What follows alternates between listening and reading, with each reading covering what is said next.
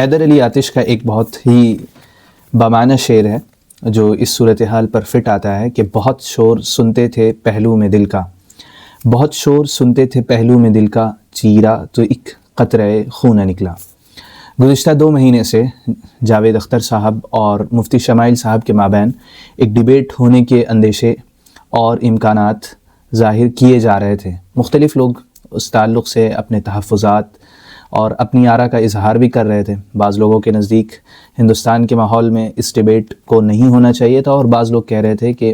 ایسا ہونا ایک نئے دور کا، خاص طور سے ہندوستان کے اس پرگھٹن ماحول میں آغاز ہوگا۔ وہ ڈیبیٹ ٹلتی رہی، بہت سے بیچ میں معاملات بھی ہوئے، خصوصاً کولکتہ میں، لیکن بہرحال کل 20 دسمبر 2025 دہلی میں اس ڈیبیٹ کا انعقاد ہوا اور بہت ہی پرسکون انداز میں یہ ڈیبیٹ اپنے انجام کو پہنچی۔ یہ ڈیبیٹ اپنی نوعیت کے لحاظ سے معمولی ڈیبیٹ نہیں تھی، کیونکہ جاوید اختر صاحب کی شخصیت کوئی معمولی شخصیت نہیں ہے، بلکہ وہ بالی ووڈ کا ایک بڑا چہرہ ہیں۔ ان کے قلم سے کتنے ہی ہیروز کو ایک فیم ملا، پاپولیرٹی ملی اور نام ملا ہے۔ تو جاوید اختر صاحب کا ایک نوجوان عالم دین کے سامنے اپنے ملحدانہ نظریات کا دفاع کرتے ہوئے یا اس بات کے لیے بیٹھنا، یہ کوئی بھی کسی بھی طور پر معمولی واقعہ نہیں تھا۔ اگر کوئی ایسے 2 اشخاص کے درمیان ڈیبیٹ ہو رہی ہوتی جو انہی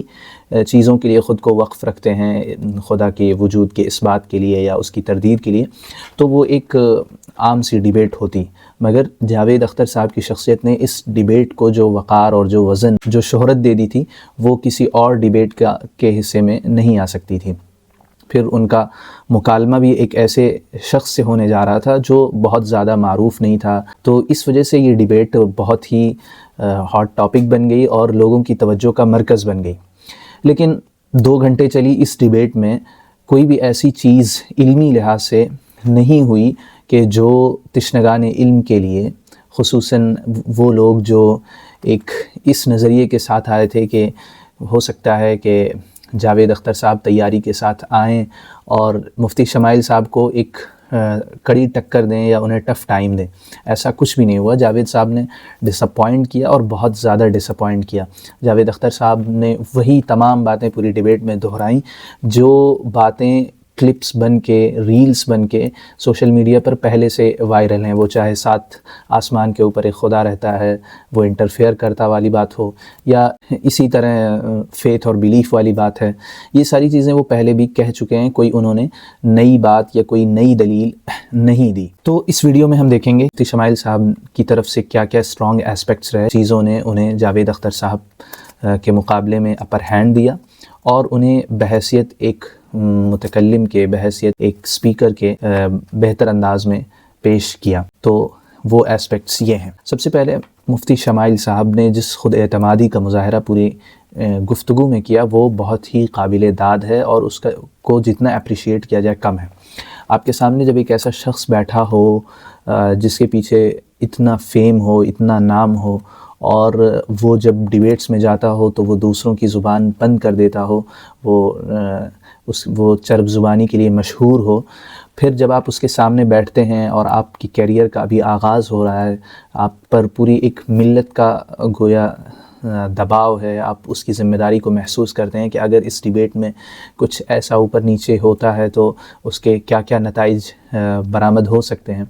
اس کے باوجود آپ اپنے اعتماد کو، اپنے کانفیڈنس کو اس لیول پر رکھ پاتے ہیں اور اس طرح گفتگو کرتے ہیں جیسے آپ پر کوئی پریشر نہیں ہے، آپ بالکل ایسے شخص سے گفتگو کر رہے ہیں جو اس میدان کا اناڑی ہے۔ تو یہ بتاتا ہے کہ آپ کتنے مطمئن ہیں اور آپ کو اپنی تیاری اور اپنے نظریے اور اپنے عقیدے پر کس قدر بیلیف ہے۔ یہی وہ چیز ہوتی ہے جو ڈیبیٹ میں عموماً بہت ہی مؤثر رول ادا کرتی ہے آپ کو دوسرے پر فائق کرنے میں۔ اگر آپ کے لب و لہجے میں، آپ کے رویے میں ذرا سا بھی لچک ہوتی ہے تو آپ وہیں سے ڈیبیٹ میں اپنا پہلو کمزور کرنے لگتے ہیں، اور مفتی شمائل صاحب نے اپنے اوپننگ اسٹیٹمنٹ سے ہی ایسا کوئی بھی تاثر نہیں دیا جہاں پر وہ مرعوب نظر آ رہے ہوں، جہاں پر وہ کسی طرح سے بھی کسی پریشر میں محسوس ہو رہے ہوں۔ انہوں نے جو اپنا مقدمہ پیش کیا وہ اتنا جاندار تھا اور اتنا فیصلہ کن تھا کہ وہیں سے ڈیبیٹ نے ایک رخ لے لیا تھا۔ انہوں نے یہ بھی بتا دیا کہ جاوید صاحب کیسے دلائل ابھی آگے پیش کرنے والے ہیں، اور میں کیسے دلائل دوں گا، چونکہ ڈز گاڈ ایگزسٹ کا عنوان ہے تو میں کوئی بھی ایسی دلیل مذہب سے لے کر نہیں آؤں گا جس کا اعتراف یا جس کو ماننے میں جاوید صاحب کو تأمل ہو۔ تو یہ جو خود اعتمادی تھی یہ بہت ہی اسٹرانگ، اور ہمیں لگتا ہے کہ اس پوری ڈیبیٹ میں مفتی شمائل صاحب کا سب سے طاقتور پہلو رہا ہے۔ دوسری چیز جو بہت ہی اپریشیبل ہے، ایڈوریبل ہے، وہ یہ کہ مفتی شمائل صاحب نے کہیں پہ بھی ادب و احترام کا دامن ہاتھ سے نہیں جانے دیا۔ انہوں نے جاوید اختر صاحب کو بحیثیت انسان اور ایک 70-80 سال کے بزرگ ہونے کی حیثیت سے وہ جس احترام کے مستحق تھے، اس احترام سے پوری ڈیبیٹ میں انہیں مخاطب بھی کیا اور اسی لحاظ سے ان کے آرگیومنٹس کا جواب بھی دیا، اور اس میں انہوں نے ہیومر کا تڑکا بھی لگایا جب وہ ایک دلیل دے رہے تھے کہ جاوید اختر صاحب اگر ایک گارڈن میں جاتے ہیں، وہاں پر لکھا ہو کہ آئی لو یو جاوید صاحب اینڈ آئی ریئلی ڈو، تو یہ چیزیں بتاتی ہیں کہ آپ ایک اچھے جذبے کے تحت گئے ہیں اور آپ ایک پازیٹیو اپروچ رکھتے ہیں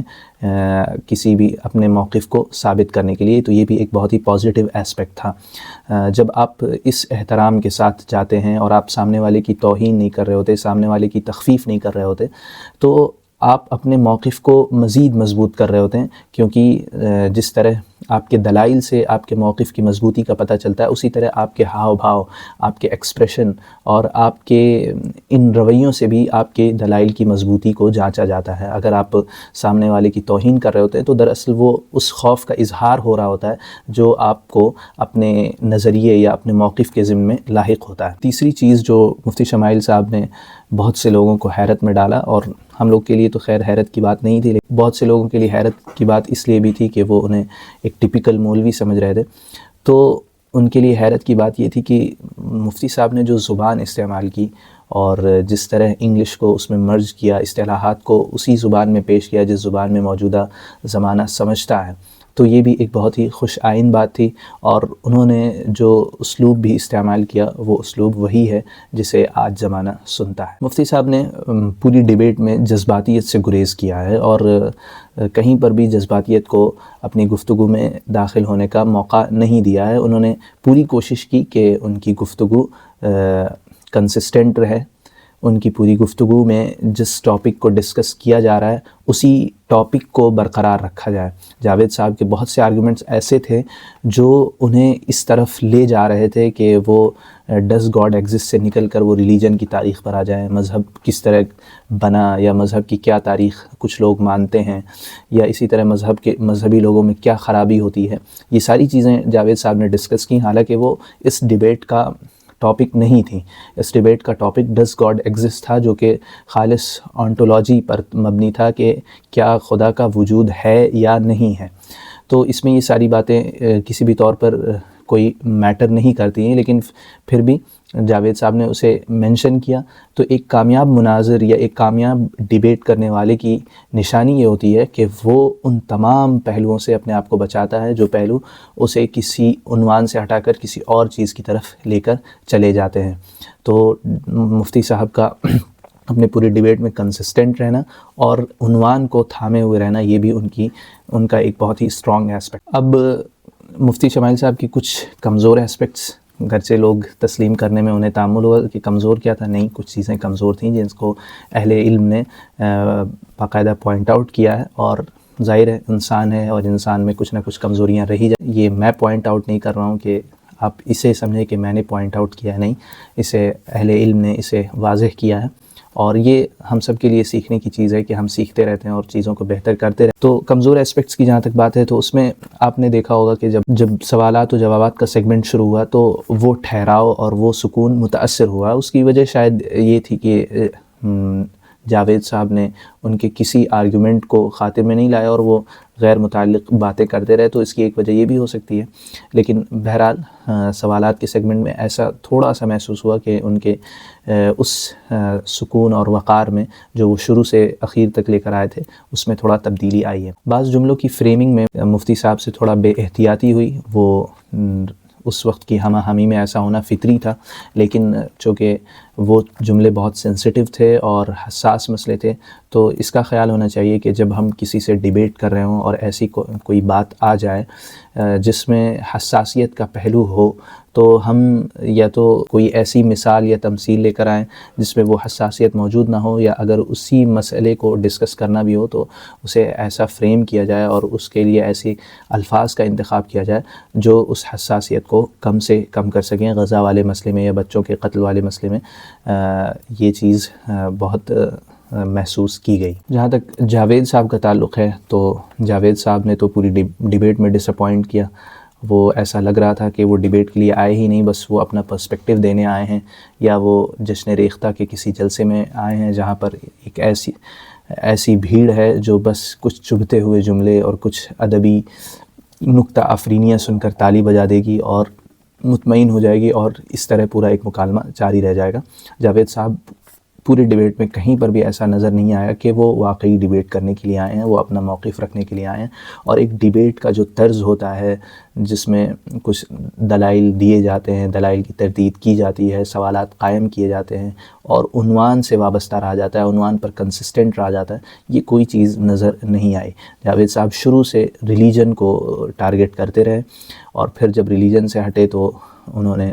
مسئلہ شر کو پیش کیا، پرابلم آف ایول کو پیش کیا، لیکن پرابلم آف ایول میں بھی جب ایول کو ڈیفائن کرنے کی بات آئی کہ ایول ڈیفائن کیسے ہوگا، تو اس میں بھی انہوں نے اسے پہلو تہی برتی اور اسے صحیح سے ڈیفائن نہیں کر پایا۔ پھر اسی طرح جب آپ ڈیبیٹ میں آتے ہیں تو آپ برڈن آف پروف ایکسیپٹ کرتے ہیں،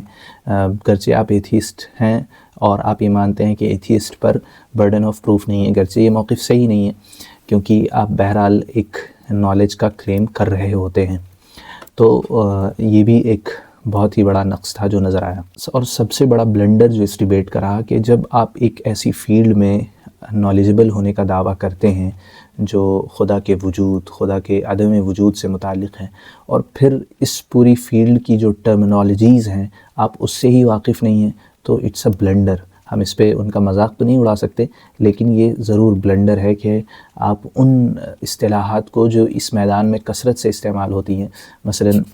آرگیومنٹ آف کنٹینجنسی ہے، اب یہ تو مشہور دلائل میں سے ایک ہے، اگر آپ کو اس کا مطلب بھی نہیں معلوم ہے تو اس کا مطلب یہ ہے کہ آپ کے خدا کی تردید سراسر کچھ ٹراماز پر مبنی ہے، کچھ خواہشات یا کچھ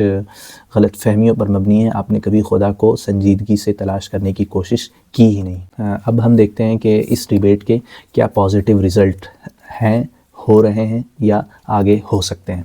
سب سے پہلا پازیٹیو رزلٹ جو رہا وہ یہ کہ اس ڈیبیٹ کے ذریعے سے ایک مکالمے کا دروازہ کھلا، اور باہمی احترام کے ساتھ اچھے ماحول میں ایک سینسٹیو ٹاپک کو انڈیا جیسے ملک میں جہاں پر اب ماحول بہت گھٹن کا ہے اور جہاں پر کسی طرح کے مکالمے کی کوئی صورت نظر نہیں آتی، وہاں پر اس ڈیبیٹ کا ہونا اپنے آپ میں ہی خوش آئند ہے کہ کچھ لوگ بیٹھے اور انہوں نے باہمی گفتگو کی۔ اب ضرورت ہے کہ اس سلسلے کو مزید آگے بڑھایا جائے اور بھی جو ٹاپکس ہیں اس پہ ایسے ہی اہل علم لوگ آپس میں گفتگو کریں۔ وہ جو ٹی وی پر ڈیبیٹس ہوتی ہیں جس میں کچھ کرائے کے لوگ لے آئے جاتے ہیں اور پھر کسی مسئلے کو ڈسکس کیا جاتا ہے، ویسی ڈیبیٹ نہیں، بلکہ ایسی ڈیبیٹ جو ایکسپرٹس کے ساتھ بیٹھ کر کی جائے، جس میں ہر طرف کے لوگوں کی معتدل نمائندگی ہو اور پھر ڈیبیٹ کی جائے، تو انشاءاللہ اس کے اثرات مرتب ہوں گے۔ ڈیبیٹ کے بعد بہت سے کمنٹس ایسے آئے جس میں لوگوں نے اظہار کیا کہ ہم نے اسلام قبول کر لیا ہے، یا میں شکوک کی طرف تھا، پھر وہ شکوک اس ڈیبیٹ کی وجہ سے دور ہو گئے۔ اب وہ کمنٹس کتنے ریئل ہیں کتنے فیک ہیں یہ ایک الگ بحث ہے، لیکن بہرحال ہم حسن ظن رکھتے ہیں کہ اللہ کرے ایسا ہی ہوا ہو اور اس ڈیبیٹ کے ایسے ہی نتائج مرتب ہوئے ہوں۔ اس کا ایک فائدہ جو ہونا چاہیے وہ یہ ہے کہ اہل مدرسہ دیکھیں کہ وہ کس طرح ایسے افراد اپنے نظام میں تیار کر سکتے ہیں۔ یعنی انہیں کسی خارجی تربیت کی ضرورت نہ پڑے، بلکہ ان کا نصاب، ان کا نظام ایسا ہو کہ وہ افراد ان کے انڈر میں رہ کر تیار ہو جائیں۔ یقیناً مفتی شمائل صاحب کی بیسکس یہیں پہ کلیئر ہوئیں، ان کو بولنے کا ملکہ یہیں پر حاصل ہوا، لیکن کیا وہ تمام چیزیں جن چیزوں نے ان کے ڈیبیٹ میں مدد کی وہ ادارے کی ہی فراہم کردہ تھیں، اس نظام کی ہی فراہم کردہ تھیں؟ یہ سوال کرنے کی ضرورت ہے۔ اسی طرح اہل مدرسہ کو جو اس وقت کے چیلنجز ہیں ان کی طرف متوجہ ہونے کی ضرورت ہے، الحاد کی طرف، ہندوتو کی طرف، اور بھی بہت سے فتنے ہیں جن کو ہمیں اس زمانے کے چیلنجز کے طور پر ایکسیپٹ کرنا ہے اور اس میں اپنے باقاعدہ متخصصین تیار کرنے کی ضرورت ہے۔ اس ڈیبیٹ کا ایک بہت بڑا فائدہ یہ بھی رہا کہ پیلسٹائن آکیوپیشن کے موضوع کو ڈسکس کیا گیا اور گویا اسرائیل کے جینوسائیڈ کرنے پر کنسنسس اس ڈیبیٹ میں ظاہر کیا گیا کہ ہاں وہ بچوں کو، معصوم بچوں کو قتل کر رہا ہے، اور وہ لمحہ تو یادگار رہا جب مفتی شمائل صاحب نے کہا کہ اسرائیل نہیں بلکہ آکیوپائڈ پیلسٹائن، کیونکہ اسرائیل صحیح بنیادوں پر ایگزسٹ نہیں کرتا ہے۔ تو اس کا ایک فائدہ قضیہ فلسطین اور پیلسٹائن کاز کو بھی ہوا ہے۔ ایز اے اسٹوڈنٹ ہمارے لیے بھی اس ڈیبیٹ میں بہت کچھ سیکھنے کے لیے تھا کہ مفتی شمائل صاحب کے لیے آج ہم خوش ہو رہے ہیں، ہم ندوے سے ہیں تو مزید خوش ہو رہے ہیں، لیکن ہمیں خود سے سوال کرنا چاہیے کہ کیا ہم کل اسی طرح کسی میدان میں اسلام کی ترجمانی کر سکیں گے؟ کیا ہمیں اتنی اہلیت ہے کہ ہم کسی خلا کو پر کر سکیں؟ کیا ہم اپنے وقت کو اس طرح استعمال کر رہے ہیں کہ کل کو ہم کسی کام میں اپنے آپ کے وجود کو، اپنے آپ کی افادیت اور نافعیت کو ثابت کر سکیں؟ اگر ہم یہ سوال خود سے کریں گے تو انشاءاللہ اس ڈیبیٹ سے ہمیں عملی فائدہ بھی ہوگا۔ ضرورت اس بات کی ہے کہ ڈیبیٹ کو ہی مکمل نظام دعوت نہ سمجھا جائے، اور ایسا نہ ہو کہ ہر شخص اب ڈیبیٹ کی لائن میں ہی نکل جائے۔ کچھ افراد ہمارے پاس ایسے ہونے چاہیے، اور بھی میدانوں میں ضرورت ہے۔ ہر میدان کی اپنی ضرورتیں ہیں، ہر میدان کے لیے ہمیں افراد کار کی ضرورت ہے۔ ہم ان چیزوں کو بھی سامنے رکھیں۔ ہو سکتا ہے دوسرے میدانوں میں اتنا نام نہ ہو، اتنا فیم نہ ہو، لیکن بہرحال ملت کو ضرورت ہے۔ اسی طرح جب مفتی شمائل صاحب کی جاوید اختر صاحب کے ساتھ ڈیبیٹ ہو چکی ہے تو جاوید اختر صاحب کی شخصی توہین، شخصی تذلیل کرنا یہ کہیں سے بھی ہمارے داعیانہ مشن کے مطابق نہیں ہے۔ ہمیں چاہیے کہ ہم وجادلہم باللتی ہی احسن کا جو تقاضا ہے اس کو ڈیبیٹ سے پہلے بھی، ڈیبیٹ کے دوران بھی اور ڈیبیٹ کے بعد بھی برقرار رکھیں۔ ایسا نہ ہو کہ ہم جاوید صاحب کا جو کہ اپنی عمر کا بیشتر حصہ گزار چکے ہیں ایسی توہین، شخصی توہین کرنے لگیں، نظریات کی تردید، ان کے افکار کا ابطال اور ان کے کمزور پہلوؤں کی وضاحت۔ یہ بہت ہی اچھا ہے، آپ ہزار طریقے سے کریں، لیکن ان کی توہین کرنا یا ان کو due respect as a human being نہ دینا، یہ ہم بحیثیت امت مسلمہ کے جو وَلَقَدْ كَرَّمْنَا بَنِي آدم کی آیت پڑھتی ہے اس کو زیب نہیں دیتا ہے۔ تو ان کی توہین نہیں ہونی چاہیے، جذبات کی رو میں ایسا کچھ نہیں لکھنا چاہیے جو ہمارے داعیانہ مشن کو نقصان پہنچائے۔ ڈیبیٹ کا ہرگز یہ مقصد نہیں ہوتا کہ سامنے والے کو زیر کر کے اسے ہرا دیا جائے، بلکہ ڈیبیٹ کا، ہماری جو ڈیبیٹ ہونی چاہیے اس کا مقصد سامنے والے کو جتانا ہوتا ہے۔ جتانا اس طور پر کہ وہ ہدایت تک پہنچ جائے، ہدایت کی بات کو قبول کر لے۔ تو دل سے ان کے لیے دعا بھی کرنی چاہیے، اور اپنے رویے کو، خصوصاً اس سوشل میڈیا پر ہم ایسے کمنٹس، ایسی پوسٹس نہ کریں جس میں ہم صرف ایک کھلاڑی کی طرح جس نے میچ جیت لیا اور اب اس کے بعد وہ سامنے والوں کے کو جس طرح چاہتا ہے ٹریٹ کرتا ہے، ویسا ہمارا رویہ نہیں ہونا چاہیے۔ ہمیں اپنے داعیانہ مشن کو بہرحال اپنی نگاہوں میں کے سامنے رکھنا چاہیے اور اسی کے مطابق ہمارا رویہ ہونا چاہیے۔ امید ہے چند باتیں اس ویڈیو میں آ گئی ہوں گی، جو باتیں قابل اعتراض اس کے متعلق آپ کمنٹ باکس میں لکھیں، اور میرے لیے بھی دعا کریں۔ انشاءاللہ ملتے ہیں کسی اور ویڈیو کے ساتھ۔ السلام علیکم۔